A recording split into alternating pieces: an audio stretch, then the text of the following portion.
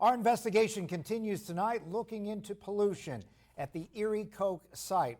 Our Ethan Kibbe joins us now after talking to members of a community group that spent years pushing for change and says there's more work to do at the Erie Coke site. Good evening, Ethan. Mike, good evening. There is indeed still work to be done. Even the Pennsylvania Department of Environmental Protection, in its recent 3,700-page report, called for more testing because we still don't know how badly polluted that site is. Meanwhile, members of Hold Erie Coke Accountable, the local group that has pushed for change now for 5 years, is calling for transparency along with that extra testing. That report does give us an indication of how badly polluted the site is, but we need more in-depth testing to figure out just how deep that pollution goes. While that's happening, though, members of Hold Erie Coke Accountable say groups should be formed now.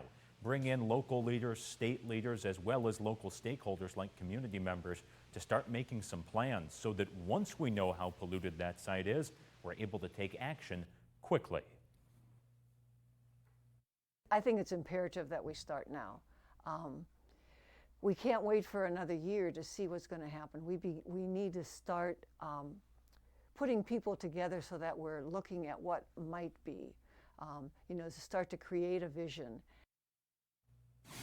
Mike, you saw a video there of Tonawanda Coke. That is the sister site to Erie Coke in western New York, just outside of Buffalo. Things have moved a lot faster there. In fact, there's some redevelopment on some of that property already, and that's one of the big questions we're going to look at in an in-depth report in the weeks ahead. Why are things moving faster there, and what can we learn from Tonawanda that could be applied here to perhaps one day redevelop that Erie Coke site? Because right now it's still polluting the lake. Taxpayers are still paying to clean it up.